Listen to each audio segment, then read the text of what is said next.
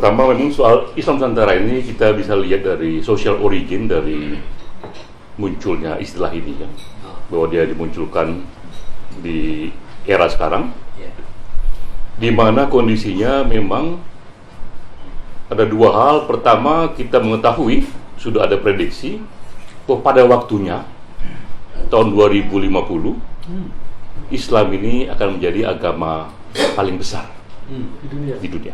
Di dunia. Ini analisa yang saintifik dengan melihat kecepatan kelahiran ya, dari komunitas Islam yang jauh lebih besar timbang komunitas agama lain, sehingga Islam 2050 berkembang dari 1,6 miliar 1,4 miliar 1,2 miliar sekarang menjadi 2,6 miliar kira-kira tahun 2050.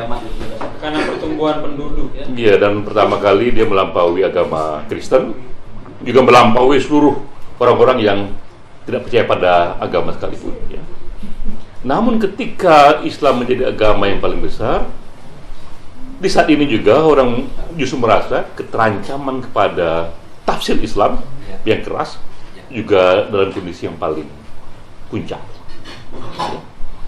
Itu juga ada risetnya itu ya, dari Pew Research itu dengan data tahun 2015 dia melihatkan dari 156 negara yang disurvei, sekitar 20-an negara yang tradisi diskriminasi paling tinggi, majority dari negara yang populasi muslimnya tinggi. Ada Irak, Mesir, Iran di sana, termasuk Indonesia ya.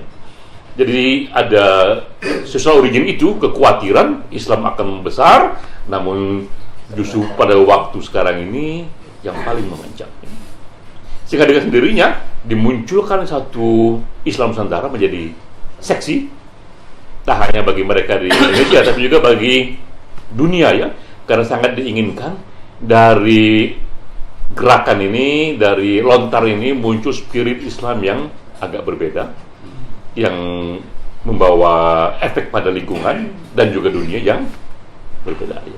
Karena itulah kita dan Guntur ini dan teman-teman menjadi berarti ini sangat strategis sekali bagaimana ikut mempromosikan sebaiknya bagaimana Islam Nusantara ini. Karena jika label baru ini hanya menjadi label baru bagi praktek keagamaan yang lama, bagi mindset yang lama, tak banyak dia efeknya itu ya. Jadi kalau Islam Nusantara hanyalah formulasi akademik dari apa yang berlaku di Nusantara selama ini, mungkin yang kita dapat di sana barulah Islam yang ramah dan menghargai perbedaan, tapi masih belum Islam yang membawa publik pada kemajuan ekonomi, kemajuan pengetahuan ya, dan kedekatan pada prinsip asasi manusia ya. Nah, jadi karena itulah kemudian teman-teman yang muda ini menginginkan bagaimana label yang baru ini juga diberikan pada mindset yang juga baru. Jadi sebenarnya ini label baru bagi kebutuhan satu reformasi Islam yang jauh lebih mendasar. Ya. Cara berpikir Islam, cara berpikir yang mereformasi agama ini secara lebih mendasar. Yang kira-kira jika ini berhasil, ini akan membawa kita Islam pada dunia yang jauh lebih modern, dan tempatnya itu dimulai di Indonesia ya. Itu mimpinya itu ya. Tapi kalau itu mimpinya dan ini diteruskan, maka sudah bisa diduga ke depan itu akan ada 3 problem yang agak serius ya.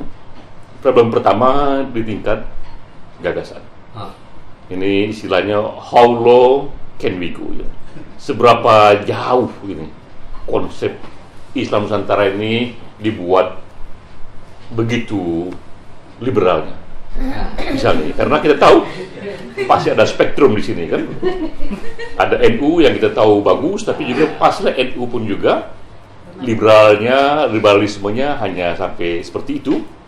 Ia menerima Islam yang beragam, menerima Islam yang menampung lokal yang beragam, juga Islam yang ramah, yang santun. Tapi apakah juga akan menerima misalnya konsep LGBT gitu misalnya, perkawinan laki dan perempuan yang sudah berkembang jauh sekarang ini? Apakah juga akan menerima konsep wanita menjadi imam masjid dan sholat misalnya gitu ya? Jadi kita lihat di kalangan yang sesama modern dan sesama moderat, pro keberagaman, tetap ada spektrum yang belum tentu saling menerima juga. Spektrum paling oke, NU. Spektrum paling jauh itu diwakili oleh sekarang ini Muslim progresif di Amerika aja. Ini gerakan yang juga Islam, yang sudah begitu dahsyatnya, dia punya masjid sendiri, dan masjid itu sudah mengawinkan berapa kali mereka yang LGBT itu. Sesama homo kawin di sana, sesama perempuan kawin di sana, dan imamnya pun perempuan, kemudian juga wanita yang sholat itu pulang dari kantor nggak usah pakai mukena aja, pakai baju rok aja, sholat ya ada sampingnya laki-laki. Iya, jadi pertama sekali Islam Nusantara ini menghadapi spektrum itu, ya. Seberapa jauh dia harus mengambil nilai ini. Jika dia mengambil sebesar yang bisa diambil NU, akan banyak pendukungnya, tapi akan tampak ketinggalan ini kalau spektrumnya itu modern. Namun kalau dia mengikuti Muslim progresif, begitu modern tapi pasti sedikit sekali pendukungnya itu. Ya. Itu problem pertama itu, ya. Problem memilih racikan yang pas nih bagi konsep Islam Nusantara ini. Problem kedua adalah mencari pelakunya, mencari siapa yang harus memperjuangkan ini. Ya. Kalau kita sebagai desainer, karena kita tidak ingin ini hanya berhenti sebagai wacana ketika ada muktamar NU sudah selesai.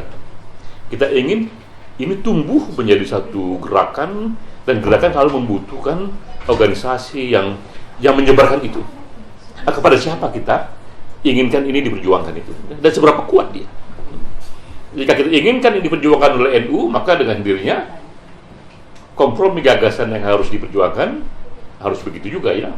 Namun kalau kita mau perjuangkan ini dengan gagasan yang paling modern, kita perlu mengerti bahwa kita harus mulai dengan satu kelompok yang kecil sekali. Kita mau milih-milih nih mana ininya ini, ya, yang mau dipilih ini, ya. Itu problem kedua mengenai pilihan siapa organ yang mau dijadikan perjuangan bersama ini. Nah, ketiga, karena lawannya Wahabisme ini, maka hanya gagasan, hanya organisasi juga tidak cukup. Yang penting lagi adalah program yang didukung dari dana yang besar.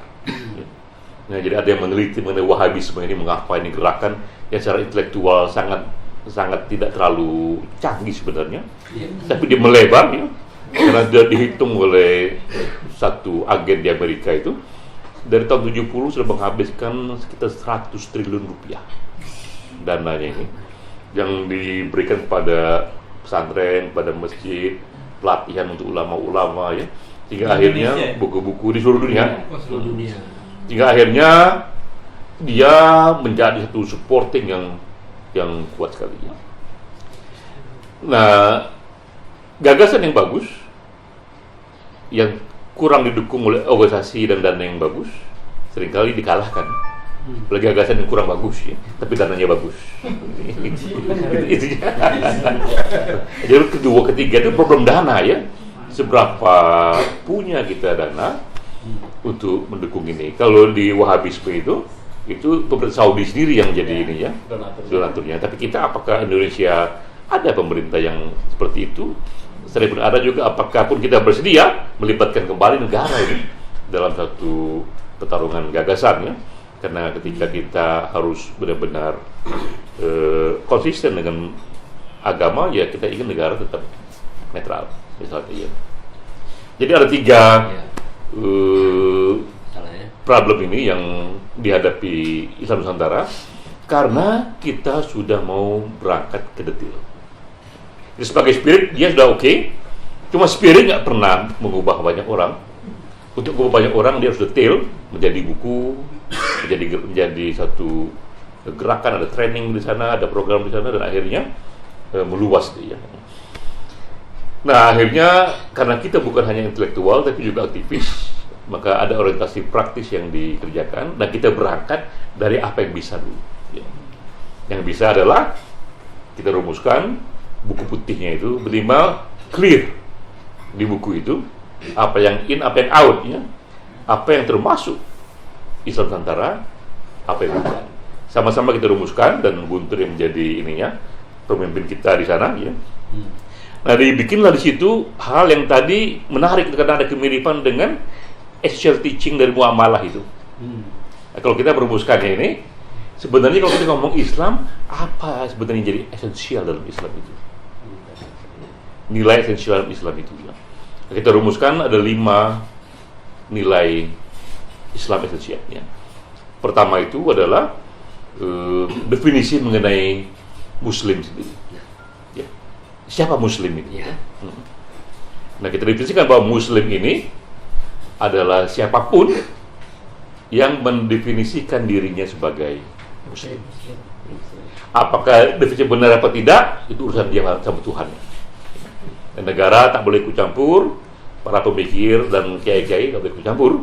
Itu adalah dia dan langsung dengan Tuhan. Karena masuk surga atau neraka itu dia pribadi, ya. Kiai nggak ikut itu. Karena itu juga dia pun secara pribadi juga harus mendefinisikan apa yang menurut dia Muslim itu. Nah, kedua, nilai esensial tauhid, ya. Bahwa inti dari Islam itu adalah tauhid, ya.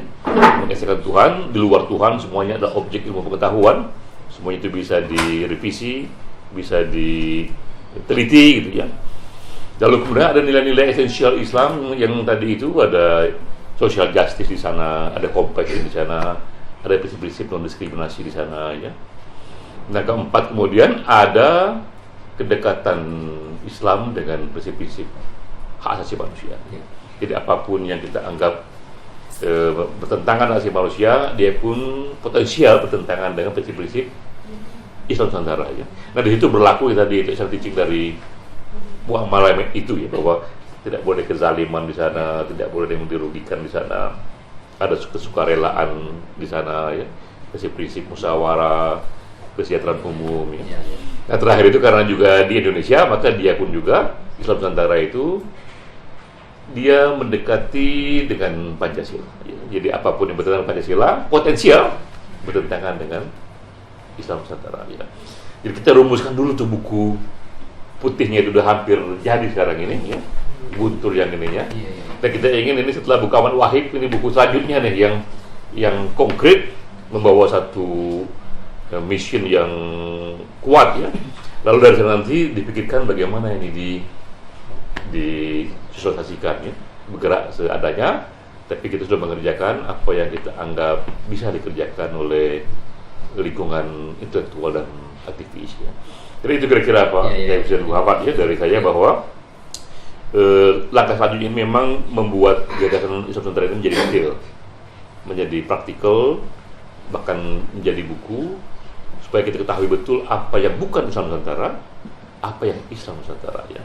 Nah, itu tadi sudah kita rumuskan. Wassalamualaikum warahmatullahi wabarakatuh.